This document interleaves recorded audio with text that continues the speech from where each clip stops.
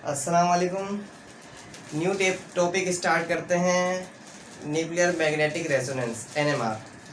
ठीक है, केमिस्ट्री में NMR का एक बहुत वाइटल रोल है, क्योंकि अगर हम देखते हैं तो अगर कोई एक ऐसा मॉलिक्यूल है कि जिसके अंदर हमें देखना है कि हाइड्रोजन के जो है वो कितने एनवायरनमेंट में लगा हुआ है, कितने एनवायरनमेंट बने हुए हैं हाइड्रोजन के।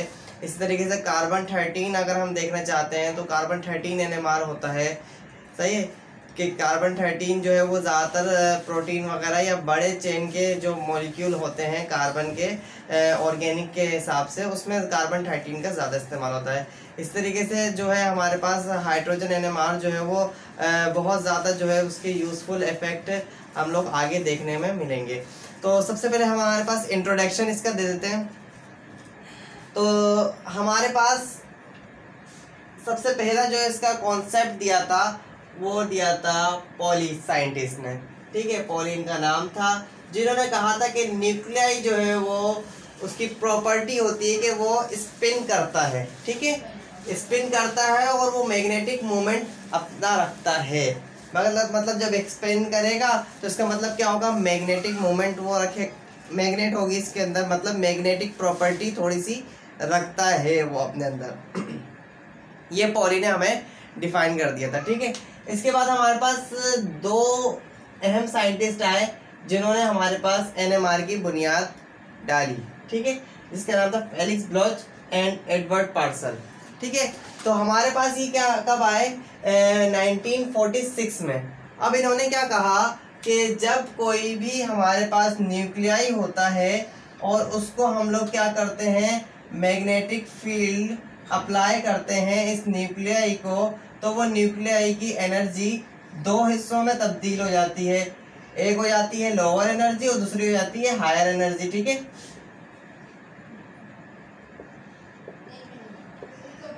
लो एनर्जी और हाई एनर्जी, दो एनर्जी में हमारे पास वो न्यूक्लियाई स्प्लिट हो जाता है और वो जो है वो इलेक्ट्रोमैग्नेटिक रेडिएशन हमारे पास एब्जॉर्ब करता है, इलेक्ट्रोमैग्नेटिक रेडिएशन एब्जॉर्ब करता है और वो हमारे पास दो लेवल्स में उसकी एनर्जी डिस्ट्रीब्यूट हो जाती है, स्प्लिट हो जाती है। सही है, और जो ये एब्जॉर्प्शन का प्रोसेस हमारे पास कहलाता है, जो हमारे पास एक एटॉमिक न्यूक्लियाई करता है। ठीक है, और ये लाइक अ मैग्नेट की तरह बिहेव करता है। ये हम लोगों को किसने बताया, इन दो साइंटिस्ट ने बताया कि हमारे पास एक न्यूक्लियाई जो है एटॉमिक न्यूक्लियाई वो एक मैग्नेट की तरह बिहेव करने लग जाता है। सही है, कब, जब हमारे पास वो मैग्नेटिक फील्ड में रखा जाए और उसके ऊपर इलेक्ट्रोमैग्नेटिक रेडिएशन पास करी जाए, मतलब इलेक्ट्रोमैग्नेटिक रेडिएशन उससे पास करी जाए तो वो जो है वो एक मैग्नेट की तरह बिहेव करने लग जाएगा। सही है, वो एब्जॉर्प्शन प्रोसेस देगा। सही है, तो ये हमारे पास बताया 1946 में इन्होंने, दोनों साइंटिस्ट ने मिलकर एक ये कॉन्सेप्ट हमें बताया। इसके बाद 1952 में इनको जो है वो क्या करा, नोबेल प्राइज दे दिया गया इसी बात पर। दोनों ने शेयर करा नोबेल प्राइज को 1952 में। ठीक है, अब हमारे पास जो पहला NMR बना, हाई रेजोल्यूशन NMR, वो बना कितना, 1953 के अंदर। 1953 के अंदर हमारे पास पहला हाई रेजोल्यूशन NMR बन गया। सही है, उसका क्या था भाई हमारे पास, अच्छा एक चीज़ और देख लें ज़रा। NMR जो है वो हमारे पास एब्जॉर्प्शन करता है किसको, हायर रेडिएशन को एब्जॉर्ब करता है, बल्कि रेडियो फ्रीक्वेंसी को एब्जॉर्ब करता है।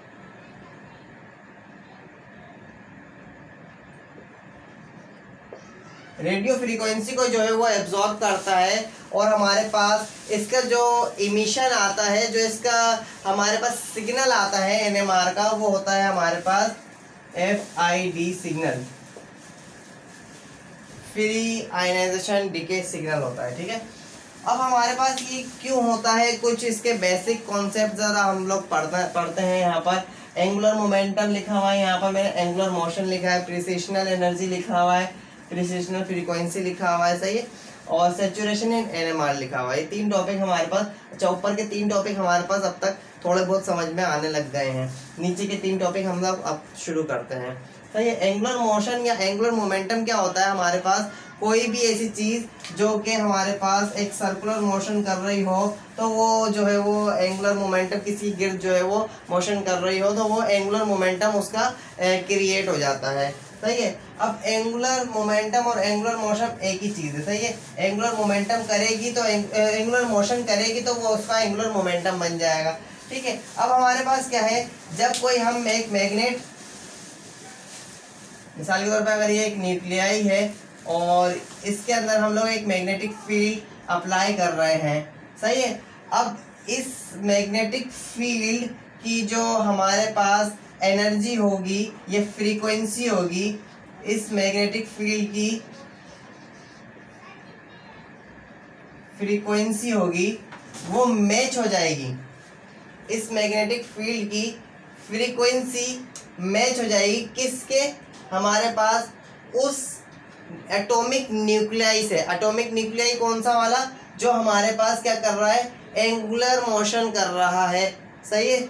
उससे मैच हो जाएगी तो हमारे पास क्या होगा, एक तो हमारे पास क्या होगा, या तो हमारे पास अगर हम लोग इसको वेरी कर रहे हैं मैग्नेटिक फील्ड को और हमारे पास इलेक्ट्रोमैग्नेटिक रेडिएशन, मतलब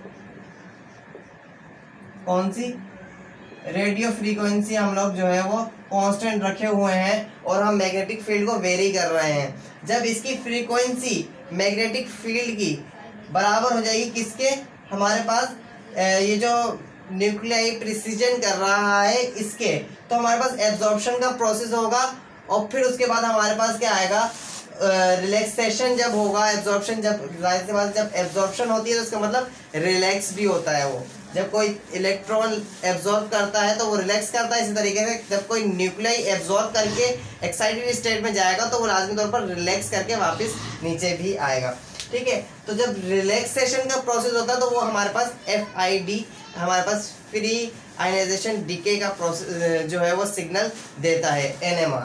सही है। अब हम जो है वो प्रिसिशनल फ्रीक्वेंसी को थोड़ा समझने की कोशिश कर रहे थे कि भाई प्रिसिशनल फ्रीक्वेंसी क्या है। हमारे पास मैग्नेटिक फील्ड जो है वो उसकी फ्रीक्वेंसी या फिर RF फ्रीक्वेंसी जो है वो मैच हो जाए किससे भाई, हमारे पास जो न्यूक्लियाई जो है वो मोशन कर रहा है उससे। तो हमारे पास जो फ्रीक्वेंसी बनेगी वो हमारे पास कहलाती है प्रिसिशनल फ्रीक्वेंसी। तो वो जो न्यूक्लियाई की फ्रीक्वेंसी हो जाएगी वो हमारे पास प्रिसिशनल फ्रीक्वेंसी हो जाएगी। कब, जब हमारे पास RF की या फिर मैग्नेटिक फील्ड की फ्रीक्वेंसी किससे मैच हो जाए, इस न्यूक्लियाई से मैच हो जाए जो कि हमारे पास एंगुलर मोशन कर रहा था। सही है। अब सेचुरेशन इन NMR क्या है, सेचुरेशन इन NMR हमारे पास, अगर मिसाल के तौर पर हमारे पास लोअर स्टेट में 3 न्यूक्लियाई हैं। सही है। न्यूक्लियाई हैं, 3 न्यूक्लियाई हैं हमारे पास, और हमारे पास हायर स्टेट में 2 न्यूक्लियाई हैं। तो हमारे पास यहाँ पर ये कह सकते हैं भाई ये वाला न्यूक्लियाई ऊपर जा सकता है।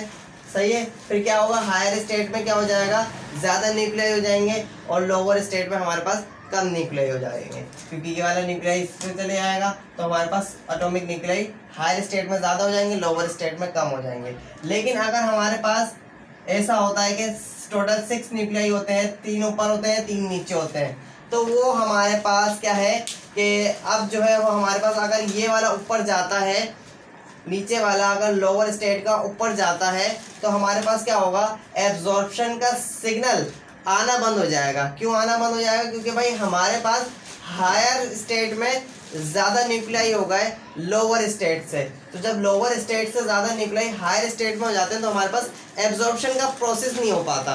जब एब्जॉर्प्शन का प्रोसेस नहीं होता तो इसका मतलब क्या होता है कि फ्री आयनाइजेशन डीके सिग्नल नहीं आएगा, मतलब NMR में सेचुरेशन आ गई। सही है। मतलब क्या हुआ, हमारे पास जब लोअर स्टेट और हायर स्टेट बराबर हो जाए, हायर स्टेट बराबर हो जाए लोअर स्टेट के, तो हम कहते हैं भाई NMR में क्या आ गया, सेचुरेशन आ गई। सेचुरेशन आ गई, इसका मतलब क्या है कि हमारे पास अब जो है वो मजीद आयनाइजेशन डीके नहीं हो सकता।